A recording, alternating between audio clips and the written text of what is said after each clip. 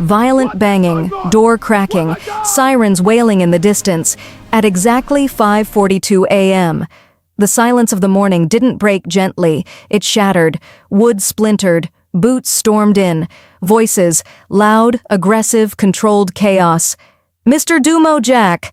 A man jolted awake, heart racing, confused and disoriented, still trying to understand how a normal morning had turned into a raid.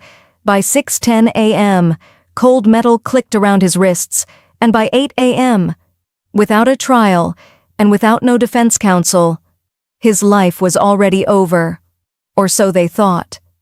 This is not just a story about fraud, it's a story about power, control, and how one man walked straight into a trap.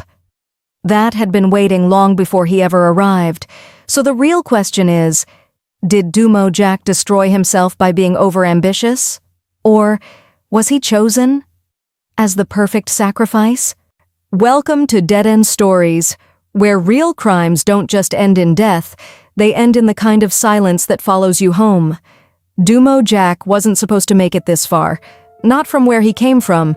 Born into a family of 8 in a poverty-stricken fishing pond in Garam, a scattered local community domiciled along the Ija Creeks of Bayelsa, South Nigeria, where survival often replaces dreams. There were no connections, no powerful uncles or relations, no shortcuts, just long nights, reading under dim light, working twice as hard for half the recognition. But Dumo had something most people didn't: relentless determination and discipline. And over time, that discipline paid off.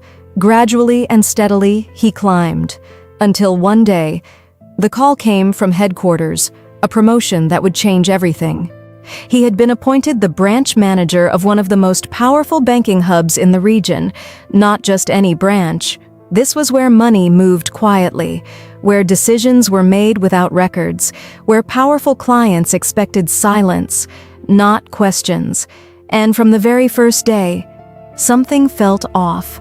At first, it was subtle, almost invisible, the kind of things you ignore because everything else looks normal. Emails marked urgent, but with no documentation. Approvals that skipped standard procedure, instructions that didn't feel right. Override this, see, fast-track that. Don't worry, it's from above. Above. A phrase that ended conversations instantly, and above had a face. A woman, his regional boss, a figure of quiet authority with exceptional pedigree, highly respected and revered. A no-nonsense woman. And Dumo tried to stay professional, trusted the system, but slowly, the system began to feel unsafe. Act strange, watchful. The trap didn't spring overnight. It was built, piece by piece, invisible threads tightening around him. Customers began moving money in strange patterns, large amounts, complex routes, everything traced back to approvals under his name. Then came the system logs, overrides, linked directly to his credentials. Even at times he wasn't logged in. That's when fear began to creep in. Because it didn't stop there. Emails surfaced, detailed conversations, instructions, approvals, all sent from him. Except he never wrote them, or at least, he didn't remember writing them. And that's where the real damage began, not outside, inside. Because when proof exists against you, you don't just fight the world, you start questioning yourself.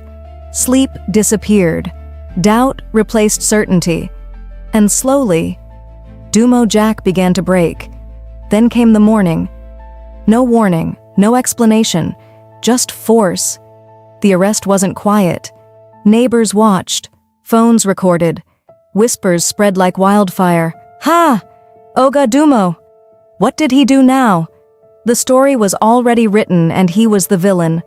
His accounts, frozen, properties, seized, everything he built, erased within days. His wife and daughter forced to leave their home, carrying shame that wasn't hers. Friends disappeared, calls stopped, even family went silent. And inside a cold prison cell, for the first time, Dumo broke down in tears. Not because he was guilty, but because Everything said he was. Then something changed. Weeks into detention, a file arrived, no name, no explanation, hidden inside legal paperwork. At first it looked ordinary, until he opened it and saw something impossible. Transactions, approved months before he ever became manager, which meant the fraud didn't start with him, it started before him. And suddenly, everything made sense. He wasn't the cause, he was the cover. And the file didn't just show transactions. It named people, powerful people, the kind you don't accuse, the kind you don't survive exposing. In that moment, sitting in a prison cell, holding the truth in his hands, Dumo realized something terrifying. He hadn't just been framed, he had been selected, marked for destruction, took his name, his freedom, his life. But they made one mistake. They left him alive. Long enough to understand the intrigues. He started thinking, having deep thoughts, going through files. The files revealed patterns, same accounts, same movements, same hidden approvals, and one detail stood out, a back-end authorization code, not accessible to someone at his position or within his rank, only within the highest level, GM execs. That's when it clicked. This wasn't a random fraud, this was a script perfectly orchestration by the system, and he had been the chosen/the fall guy, because he had no name, no history. Then came the unexpected. In his cell was a middle-aged man known only as the Doctor, always by himself, quiet, observant, gifted with an analytical mind but dangerous, in a unique and unassuming way, a former cyber analyst, locked away for knowing too much. "You're not the first," he told Dumo, "but you might be one who bursts the bubble if you play this right." They began to rebuild the truth, moments by moments, memory by memory, pattern by pattern, until they found it, a hidden backdoor in the system designed to impersonate staff, approve transactions, and rewrite history, which meant every piece of evidence against Dumo was manufactured or fabricated, but truth means nothing if not proven. Outside prison, his wife refused to disappear. She started digging, asking questions, following whispers, until she found someone who knew enough, a former auditor, a man who had walked away quietly. "They've been doing it for years," he said. "Your husband was just the perfect specimen. No history, no background, nothing." Things began to move faster than expected. Evidence compiled, smuggled out, sent to journalists, regulators, small but powerful media houses that couldn't be ignored or silenced. And then, the story broke. A headline that shook everything. Was the wrong man jailed? Pressure built. Eyes turned. And for the first time, the people behind it felt the pushback, because buried in the evidence was something undeniable, a digital signature. Investigations reopened. Arrests began. Quiet at first, then louder with media coverage. The same system that buried him started collapsing inward. His lawyers requested for a retrial based on the new evidence. The courtroom, silence, judgment, all charges dropped, case dismissed. Freedom, at last. But freedom didn't fix everything. His name was damaged. His career gone, his peace broken, and even with the truth out, some people still looked at him differently. In the financial world, character is currency. A week after his release, Dumo received a message, no sender, just one line, "You exposed a branch, not the system." And in that moment, Dumo came to the clear realization that this wasn't over. This is far bigger than what he thought. Bigger than even the truth. Dumo Jack stopped answering unknown numbers, because the last time he did, the voice on the other end didn't threaten him. It warned him, walk away, while you still look like a victim. Click. Line goes dead. This was the second call after the initial warning call after his release. To most people, the story ended in that courtroom. Charges dropped, name cleared, freedom restored, new beginning.